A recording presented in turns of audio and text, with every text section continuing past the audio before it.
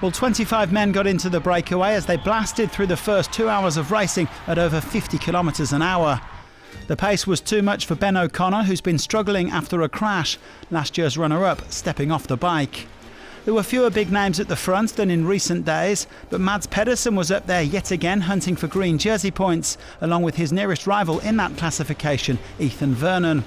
The best placed man overall was Gianmarco Garofoli of T-Rex Quickstep, some 32 minutes down on Vingegaard. Joel Nicolau was in the break for the 6th time at this race, targeting mountains points. And there were some strong all-rounders, including Antonio Tiberi, who has been a long way from his best at this Vuelta, and Bob Jungels, a stage winner at the Giro d'Italia and at the Tour de France. The peloton letting the gap ease out to nearly 4 minutes as they approach the first climb of the day, the Alto de la Mosqueta. On the early slopes, Remy Cavagna took control of the breakaway for his Groupama FDJ teammate Clement Braz-Afonso, a lot of riders soon dropping away. Back in the peloton, meanwhile, Tom Pidcock's Q36.5 team had taken over the pacing duties from Visma Lease Bike.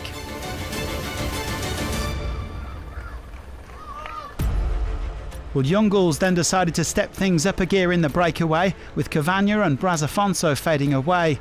The Luxembourger looking strong as he led a group of 5 up the climb. He was joined by Tiberi, Garofoli, Nicolas Vinokourov and Jefferson Cepeda. A little further back, Pedersen was fighting to catch up again before the intermediate sprint, which was on the other side of the mountain. The Dane even dropping his fellow chaser, Hugh Arts, last year's European Under-23 champion. The green jersey getting back to the front and taking the place of Tiberi, who was held up by a puncture. The Italian linking up with Arts around 20 seconds behind the front group.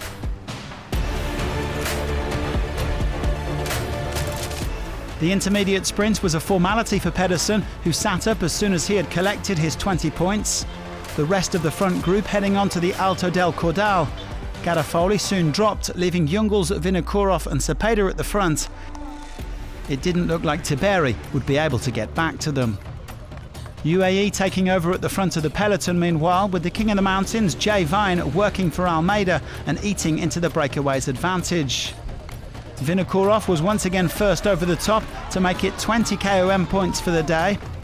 On the descent of the Cordal, Tiberi had a close shave, this crash ending his chances of getting back to the fronts.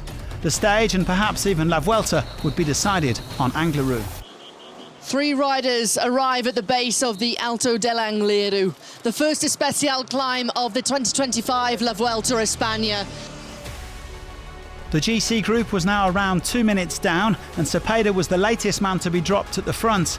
Jungels doing an impressive job, but the favourites were closing fast. UAE doing all sorts of damage, with Egan Bernal going backwards, and so too was Vinokourov, meaning Jungels would be the last survivor from the breakaway. Felix Großschartner putting in a big turn for Almeida, as Gal, Pellizzari and Pidcock all fell away from the red jersey group. And by the time they caught up to Jungels, there were only 4 of them left. Almeida, Vingegaard, Kuss and Hindley. And 4 would soon become 2, with Almeida and Vingegaard pulling away and preparing for a mano-a-mano on the Angliru. Hindley and Kuss trying to limit the damage, with Pidcock struggling to follow the trio of Riccitello, Gal and Pellizzari. There would be some big gaps at the finish line. It was an absorbing final, with nothing to separate the top 2 on GC. Almeida still setting the tempo.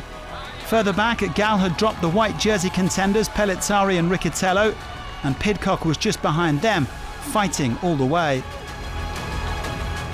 The inseparable pair of Almeida and Vingegaard trading pedal strokes as they entered the final kilometre, but which of the 2 would be first over the line? They come out of the fog, they come out of the mist, they bear the left-hand turn, they're into the sunshine. And is it going to be Joao Almeida who is able to crown himself the winner on stage 13 of La Vuelta? Jonas Vingegaard has been on this climb 2 times in the past. He finished second 2 years ago, but he wants that victory. It's going to be the Portuguese rider Joao Almeida who comes across the line. Joao Almeida crowns himself the winner at the top of the famous Alto de L'Angliru.